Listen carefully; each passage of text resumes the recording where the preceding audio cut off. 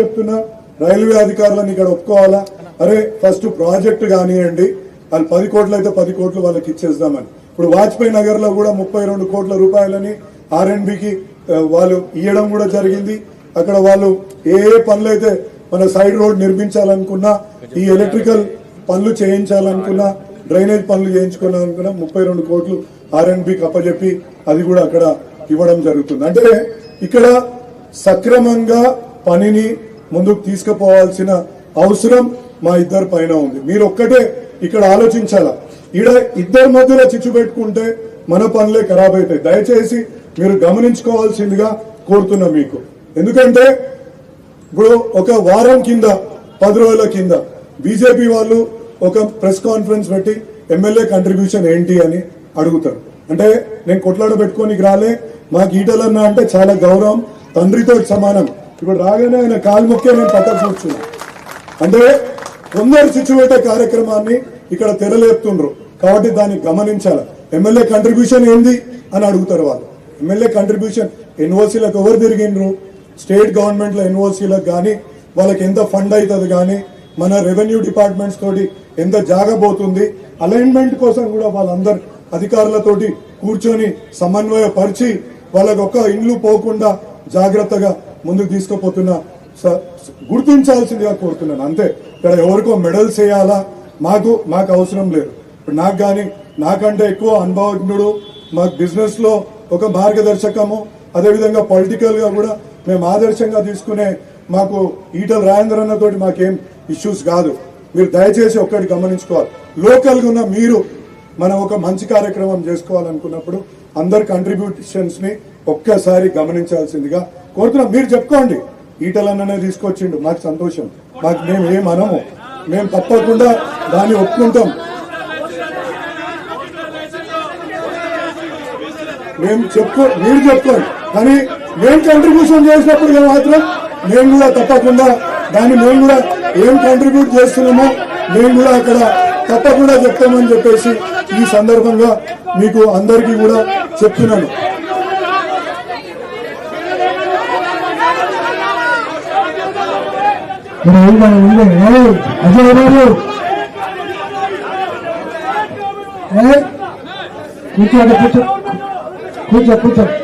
ఇవాళ ఇవే కాదు, మనకు ఇక్కడ అనేకంగా డిఫెన్స్ వాళ్ళతో కూడా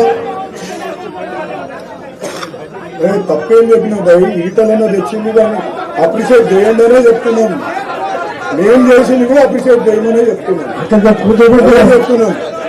ఏం చేసిండ్రు అనేది పంచాయతీ పోలీసుకు అవుతుంది కదా.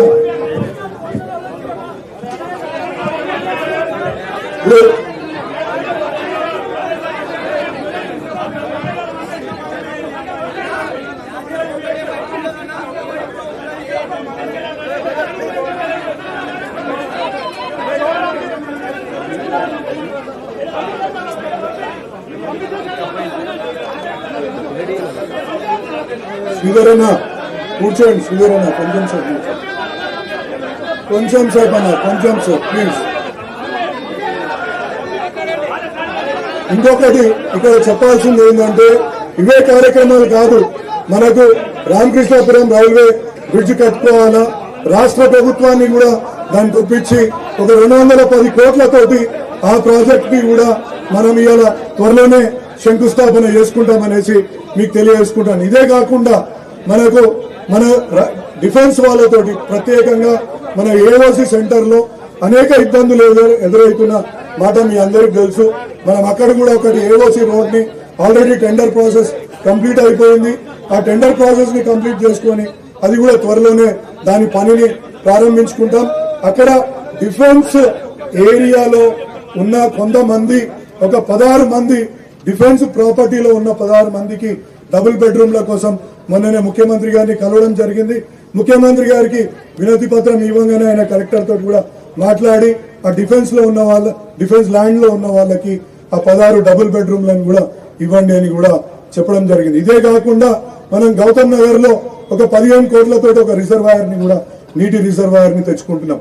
అంటే పని చేస్తా అంటే పార్టీలకు అతీతంగా ఎవరైనా డబ్బులు ఇస్తారని చెప్పడానికి మీ ముందు నేను ఇక్కడ నిలబడి చెప్తున్నానండి. అంతేగాని ఇక్కడ వైమనుష్యాలు ఏదో ఇబ్బందులు ఇంకోటి ఏదో చేయాలనే ఉద్దేశం మాకెవరికి కూడా లేదు.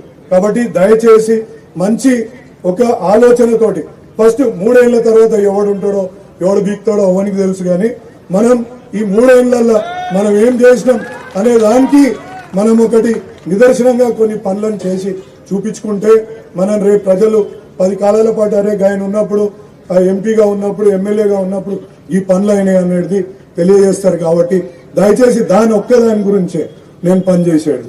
లేకపోతే మాకు కూడా అన్ని రకాలుగా అన్ని వ్యవస్థలు ఉన్నాయి. ఏ రకంగా ఇబ్బందులు, ఏ రకంగా మంచిగా ఏ రకంగా పోవాలనేది కూడా మాకు కూడా విచక్షణ ఉంది. కాబట్టి ఇంకొకటి I request railway officials also.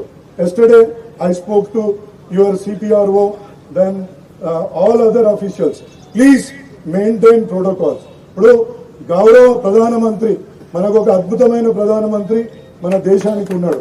అదేవిధంగా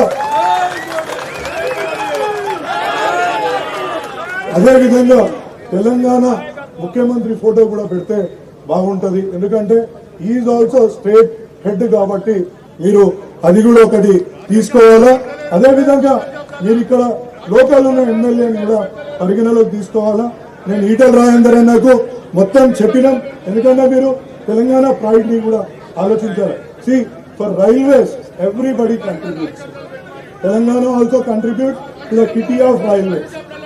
GST అనుకోండి, రైల్వే టికెట్లు అనుకోండి, ఇంకో రూపంలో అనుకోండి, ప్రతి సందర్భంలో కూడా ఇలా తెలంగాణ దేశానికి ఎంత ఇస్తుందో మీ అందరికీ తెలుసు. దేశానికి ఇవాళ ఎన్ని కోట్ల రూపాయల మన GST కలెక్షన్ కానీ, డైరెక్ట్ ట్యాక్స్ కలెక్షన్ రూపంలో కానీ మనం ఎన్ని వేల కోట్లు మన తెలంగాణ ప్రజలు కడుతున్నారు. కాబట్టి ప్రతి ఒక్కరు తెలంగాణ ప్రైడ్ ని మీరు మర్చిపోవద్దు.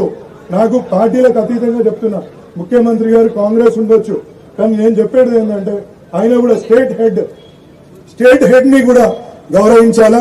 అదేవిధంగా లోకల్ ఎమ్మెల్యేని గౌరవించాలా. అదేవిధంగా లోకల్ కార్పొరేటర్ ని, ఈ ప్రాంతం ఎవరికైతే వస్తుందో వాళ్ళని కూడా గౌరవించుకుంటే రైల్వే అధికారులకు నేను ఇది అందరు సభాముఖంగా talk to your railway board. See there is absolutely వాళ్ళేమి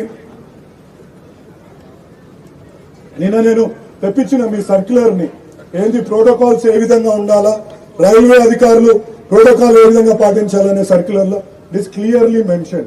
MP, MLA and corporator should be invited. Because నేను చాలా సందర్భాల్లో ప్రధానమంత్రి కార్యక్రమాలలో కూడా నేను చూస్తుంటాను, ఆయన లోకల్ సర్పంచ్ కూడా అక్కడ కూర్చోబెట్టుకుంటాడు ఆయన పక్కకి. అది ఆయన గౌరవం. అని నాకు కూడా తెలుసు. మా ఈటల రాజేందర్ అన్న కూడా గొప్ప మనసున్న వ్యక్తి, మా బీఆర్ఎస్ పార్టీ నుంచే బీజేపీకి వచ్చిన వ్యక్తి. కాబట్టి తప్పకుండా మా యొక్క ఆవేదనని, మా యొక్క బాధని ఆయన కూడా తెలుసుకుంటాడు. ఇక ముందు కూడా మాకు చేయి పట్టుకొని మాకు ప్రతి ప్రాజెక్ట్ లో ముందుకు తీసుకుపోతాడని. ఏమన్నా సభాముఖంగా అన్న మా వల్ల ఏమైనా ఇబ్బందులు ఉంటే క్షమించాలని కూడా. ఎందుకంటే మీరు మా నాన్నతో సమానుడు అన్న. నేను మా నాన్నని ఎంత గౌరవించుకుంటానో మిమ్మల్ని కూడా అంత గౌరవించుకుంటాను. కాబట్టి నేను ఆయన కూడా సభాముఖంగా ఏదన్నా అంటే మా వాళ్ళ ఆక్రోశాన్ని కూడా ఒకసారి మీరు గమనించాలా. ఎందుకంటే ఒకరంటారు వీళ్ళు ఏం కంట్రిబ్యూషన్ ఉంది, ఇంకోళ్ళు అంటారు ఇంకోటి ఏదో పెట్టుకుంటారు. మనం సమానంగా చేసుకుందాం భయ్. నా డబ్బా నేను కొట్టుకుంటా, మీ డబ్బా మీరు కొట్టుకుంటాం, తప్పేమున్నది. ఇప్పుడు ఎవరు చేస్తుండ్రు అనేది కంటికి స్పష్టంగా కనిపిస్తున్నప్పుడు మీరు నాయకులది అదేవిధంగా కార్యకర్తలది ఆక్రోశాన్ని ఒకసారి గమనించాలి. ఎందుకంటే ఇది వన్ ఆఫ్ ఇన్సిడెంట్ కాదు, ఇది రిపీటెడ్ గా జరుగుతున్నప్పుడు మా మధ్యలో విభేదాలు వచ్చే అవకాశం ఉంటుంది. కాబట్టి మీకు ఇది ఒక రిక్వెస్ట్. ఇక్కడ ఉన్న ప్రతి ఒక్క ఇయ్యాలేందో మా అన్న, మా పెద్దన్న నా మీదకి ఎగురుతున్నాడు. నేను చిన్నప్పటి నుంచి ఒక ఫ్రెండ్ ఉండే అట్లా. మనకు ఇక్కడ ఇష్యూ కాదన్న, మన మధ్యలో కాదు. ఓకే ఇప్పుడు మళ్ళీ మాట్లాడుతున్నాను. నేను అనేది ఒకటే, ఇప్పుడు మనం ఇది దూరం పెంచుకుందామా, మల్కాజ్గిరిని డెవలప్ చేసుకుందామా అనేది ఒక్కసారి ఆలోచించుకోండి. అంటే ఒక రైల్వే ప్రాజెక్ట్ మీరు ఒక్కటి దయచేసి గమనిస్తే, ఒక రైల్వే ప్రాజెక్ట్ చేయాలంటే దాంట్లో ఎన్నో సమన్వయం చేసుకోవాల్సిన అవసరం ఉంటుంది. అందులో ఎంపీ అవసరం, ఎమ్మెల్యే అవసరం, స్థానిక అధికారులు అవసరం, కేంద్ర అధికారులు అవసరం. కాబట్టి ఇది ఒక్కటి గమనించి ముందుకెళ్తే ఇక్కడ నుంచి ఈ ఇబ్బందులు రావు అనేసి నేను కోరుకుంటున్నాను. ఎందుకంటే పూజ మా ఒక పెద్దన్న లాంటి వ్యక్తి అలా ఇబ్బంది పడుతుంటే మాకు కూడా కొంచెం ఇబ్బంది అనిపిస్తుంది అన్న. మీకు సభాముఖంగా చేతులు జోడించి చెప్తున్నా, మా